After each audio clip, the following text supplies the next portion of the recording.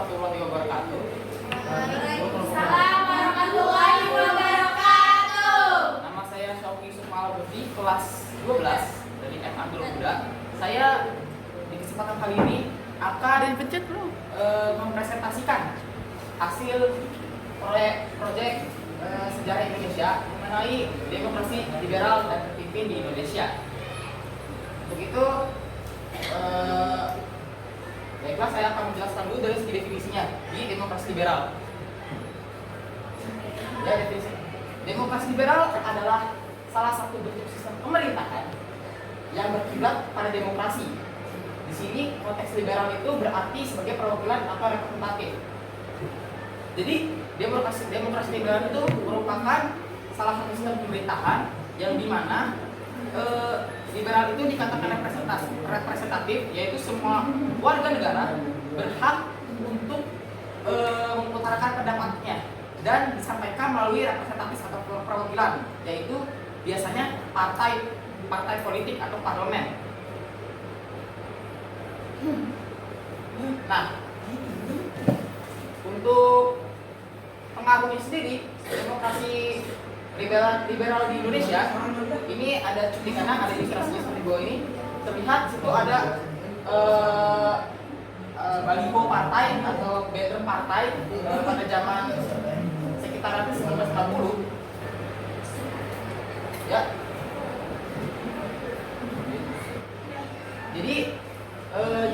Jadi demokrasi liberal itu pernah diterapkan di Indonesia, yaitu sekitar tahun 1950 hingga 1959, atau dikenal pula dengan era demokrasi parlementer, yaitu ketika Soekarno itu memerintah menggunakan UUDS 1950. Jadi pada saat itu karena ada beberapa suatu hal dan dua hal, UUD 1945 digantikan sementara dengan UUDS 1950. Periode demokrasi liberal ini berlaku dari 17 Agustus 1950 sampai 5 Juni 1959. Sistem ini didasarkan. Jadi setiap warga mempunyai hak untuk berkuasa dari demokrasi jenis ini tanpa memandang latar belakang, baik itu asal suku maupun agama. Jadi pada saat demokrasi liberal ini, warga itu suaranya sangat bebas berpendapat dan lain sebagainya tanpa mementingkan latar belakang baik ras, agama ataupun sukunya.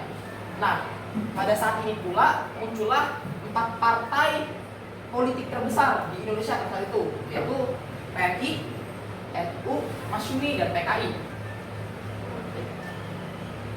Sistem politik demokrasi liberal di Indonesia. Di era ini, konstitusi RI itu dijalankan dengan suatu dewan menteri atau dikenal dengan kabinet bersatu, yaitu sebagai berikut, yaitu ada kabinet Nasir, Sukiman, Bilopo, kabinet Ali, Satrio Amidojo, kabinet Burhanuddin Harham, kabinet Ali Sukra Amidojo II, dan kabinet Juanda. Namun demokrasi liberal ini nggak berlangsung terlalu lama ya, sekitar 9 tahun. Nah, akhirnya adanya demokrasi terpimpin di masa selanjutnya. Sebelum itu kita kenali dulu definisinya. Definisi demokrasi terpimpin adalah salah suatu sistem demokrasi pemerintahan yang menempatkan segala kebijakan atau keputusan terpusat pada pemimpin negara, yaitu Presiden Soekarno. Pada sistem ini, masyarakat tidak memiliki kuasa yang besar terhadap kebijakan yang diambil. Jadi, mohon maaf untuk bahasa kasarnya adalah seperti tirani. Cuma sepertinya dalam konteks ini nggak berlaku seperti tirani banget. Jadi demokrasi terpimpin itu kondisi di mana semua pusat pemerintahan itu keputusannya diambil oleh kepala negara. Jadi kepala negara itu termasuk kepala pemerintahan tersebut sendiri. Sehingga pada saat ini di demokrasi terpimpin, kabinet dibubarkan sehingga semua keputusan yang berkaitan dengan pemerintahan berpusat pada pemimpin negara langsung. Dan dalam konteks ini di masa Presiden Soekarno. Berhubungan dengan demokrasi terpimpin, di masa ini masih ada pemimpin negara yang menggunakan demokrasi terpimpin, yaitu di Korea Utara, lebih tepatnya pemimpin Kim Jong Un di masa sekarang. Baiklah, lanjut. Ya. Jadi pada saat ini era demokrasi terpimpin adalah sebuah periode dalam sejarah peradaban Indonesia modern. Berarti Indonesia setidaknya sudah berkembang sebelumnya daripada pada masa demokrasi liberal atau penggunaan kabinet. Praktik ini secara resmi berlangsung dari tanggal 5 Juli 1959 hingga 11 Maret 1966. Atau periode ini juga disebut dengan istilah Orde Lama, yaitu sampai jatuhnya kepemimpinan Soekarno ya. Ini adalah latar belakang terjadinya demokrasi terpimpin. Yang pertama, gagalnya Dewan Konstituante atau Kabinet dalam menyusun UUD baru sebagai pengganti UUD 1950. Yang kedua, munculnya gerakan separatis beberapa daerah seperti pemberontakan yang dilakukan oleh beberapa oknum.